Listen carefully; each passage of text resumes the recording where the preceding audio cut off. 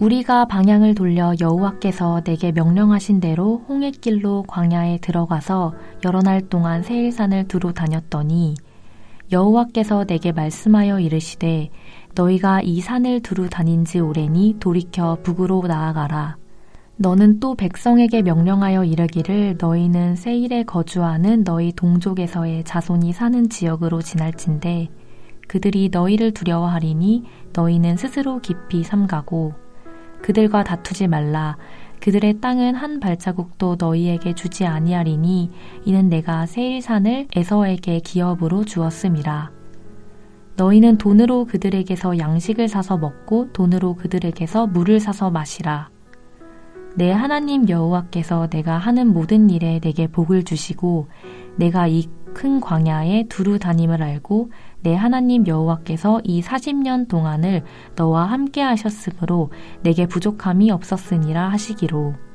우리가 세일산에 거주하는 우리 동족 에서의 자손을 떠나서 아라바를 지나며 엘락과 에시온 게벨 곁으로 지나 행진하고 돌이켜 모압 광야길로 지날 때에 여호와께서 내게 이르시되 모압을 괴롭히지 말라. 그와 싸우지도 말라. 그 땅을 내가 내게 기업으로 주지 아니하리니 이는 내가 롯 자손에게 아르를 기업으로 주었음이라.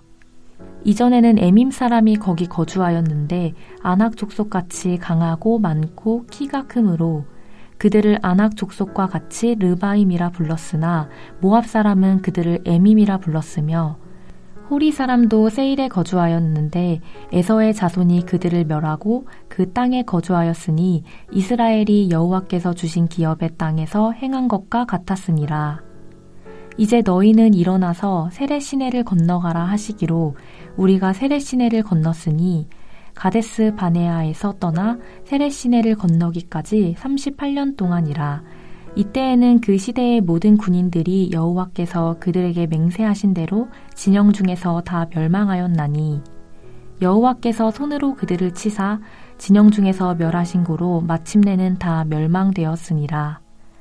모든 군인이 사망하여 백성 중에서 멸망한 후에 여호와께서 내게 말씀하여 이르시되 내가 오늘 모압 변경 아르를 지나리니 암몬 족속에게 가까이 이르거든 그들을 괴롭히지 말고 그들과 다투지도 말라.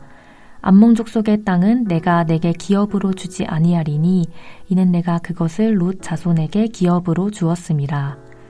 이곳도 르바임의 땅이라 하였나니 전에 르바임이 거기 거주하였으며 암몬 족속은 그들을 삼순밈이라 일컬었으며 그 백성은 아낙 족속과 같이 강하고 많고 키가 컸으나 여호와께서 암몬 족속 앞에서 그들을 멸하였으므로 암몬 족속이 대신하여 그 땅에 거주하였으니 마치 세일에 거주한 에서 자손 앞에 호리 사람을 멸하심과 같으니 그들이 호리 사람을 쫓아내고 대신하여 오늘까지 거기에 거주하였으며 또 갑돌에서 나온 갑돌 사람이 가사까지 각 촌에 거주하는 아위 사람을 멸하고 그들을 대신하여 거기에 거주하였느니라.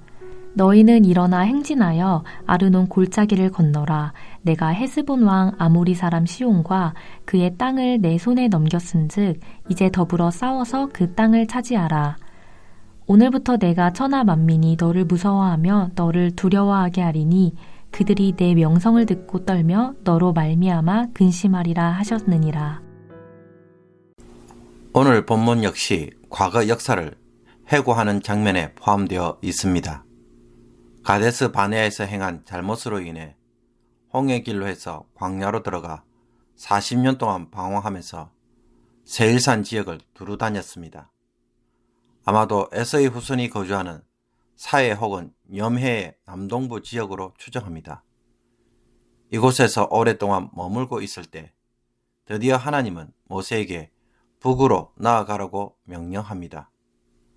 그러나 그렇게 하려면 에서의 자손들이 사는 지역, 즉 에돔을 통과해야만 했습니다.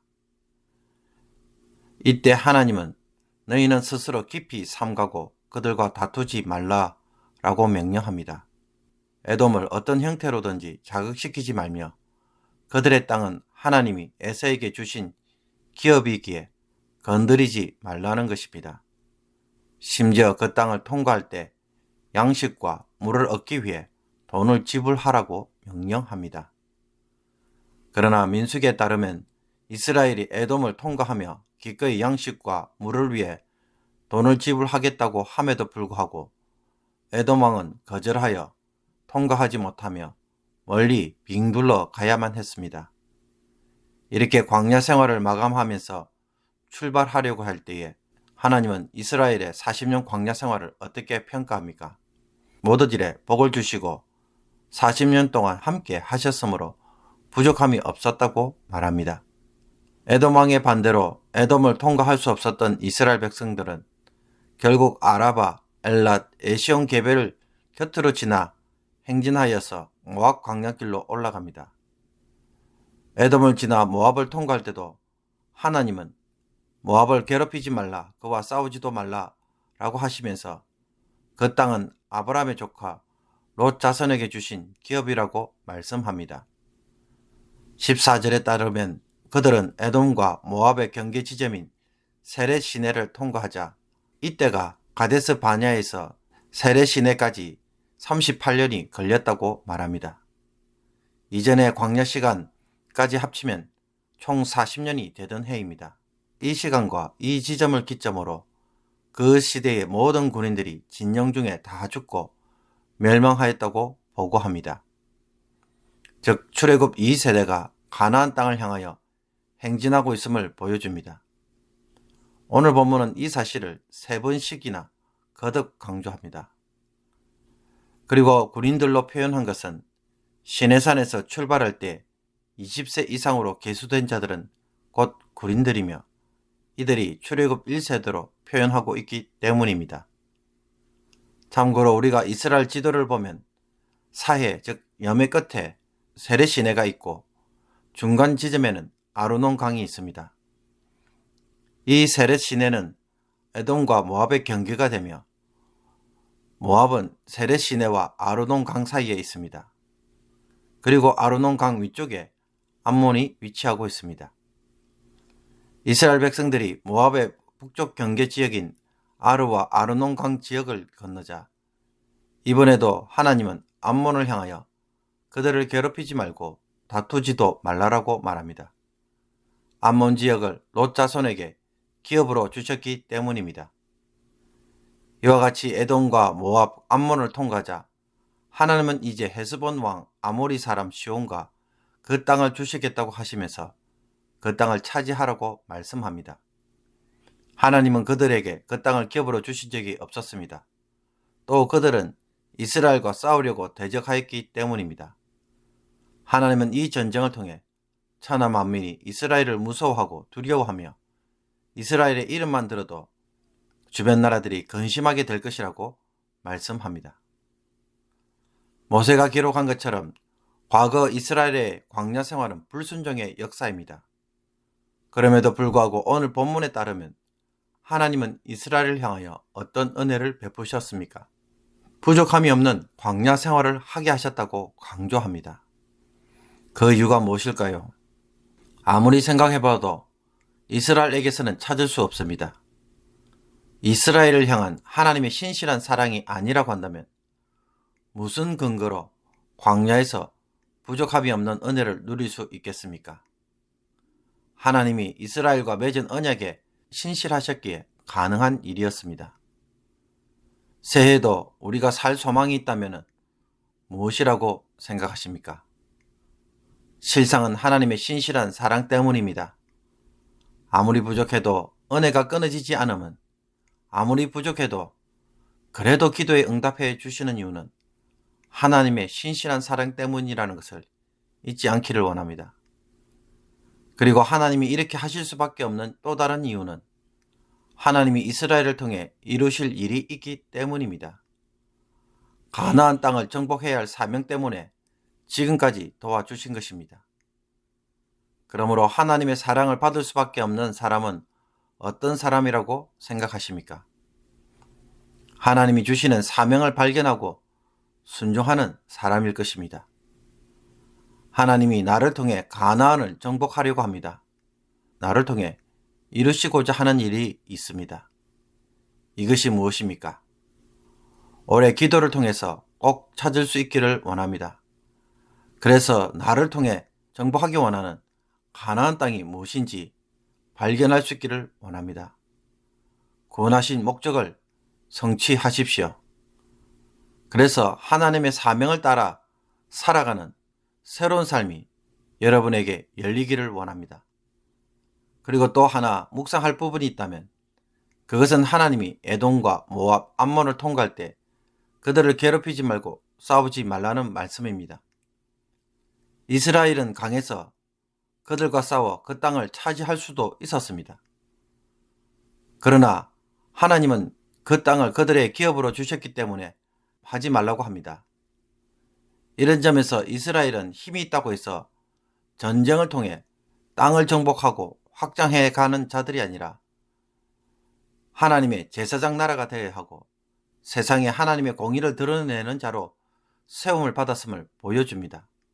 이것 때문에 정복 전쟁도 함부로 해서는 안 되는 것입니다. 그러나 이와 반대로 아모리 족속처럼 헤스본 왕 시온이 거부를 하고 싸움을 걸어온다면 어떻게 합니까?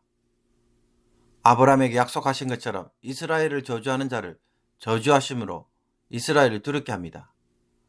하나님의 공의를 드러내시며 이스라엘이 믿는 하나님이 얼마나 위대하신 분이신지를 모두가 알도록 하십니다.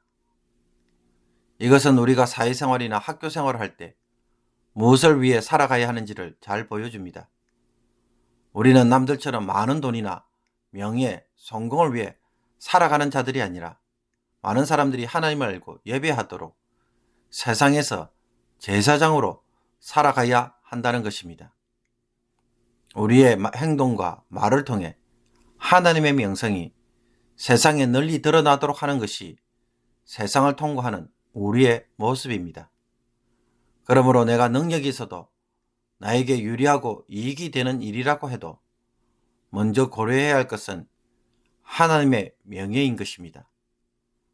사실 우리가 살면서 수많은 갈등과 문제가 일어나는 이유가 무엇이라고 생각합니까? 나의 이익에 내가 지나치게 집중할 때입니다. 손해를 보지 않으려고 욕심 부릴 때 항상 문제가 일어납니다. 그런데 그 상황에서 갑자기 주님을 위한 마음에서 판단하면 어떻게 됩니까? 다투지 않게 됩니다. 많은 사람과 더불어 화평을 이루게 됩니다. 그리고 우리의 희생이 문제를 푸는 일이 되고 하나님을 기쁘시게 하는 일이 됩니다. 그렇게 된다면 그것은 결코 나에게는 손해가 되는 일이 아닌 것입니다. 하나님을 먼저 기쁘시게 하는 자들에 대해 하나님은 오늘 분명하게 말씀합니다. 오늘부터 내가 천하 만민이 너를 무서워하며 너를 두려워하게 하리니 그들이 내 명성을 듣고 떨며 너로 말미암아 근심하리라. 하나님을 위해 싸우고 순종하는 자를 하나님이 친히 높여주시겠다는 약속입니다. 그러므로 오늘 나의 이익이 아닌 하나님의 이익을 위해서 결정하는 일이 있기를 원합니다. 나의 이익을 지불하고 하나님의 영광을 사는 일을 한번 해보기를 원합니다. 이것으로 하나님의 마음을 감동시키는 성도가 되어서 하나님의 기쁨이 되는 복된 하루가 되기를 축복합니다. 기도드리겠습니다. 우리를 가나안 땅으로 인도하시기 위해 기다리시고 변함없는 사랑으로 보살피시는 하나님, 광야 생활에서도 하나님의 은혜가 있음을 보고 저희들도 이제는 하나님에게 불평하는 자들이 아니라 항상 신실한 자들이 되게 하여 주옵소서. 또 내 힘으로 살아가야 하는 것처럼 삶의 무게에 너무 괴로워하는 착각도 버리게 하여 주시옵소서. 내 이익을 위해 지나치게 집착하거나 발부둥 치는 생각도 버리게 하여 주옵소서. 주님을 위해, 주님의 이름이 드러나기 위해 선택할 줄 알고 그것을 얻기 위해서는 내 이익도 내려놓을 수 있는 헌신이 오늘 있게 하옵소서. 주님의 영광을 위하여 사는 삶이 저희들에게도 있게 하여 주옵소서. 예수 그리스도의 이름으로 기도하옵나이다. 아멘.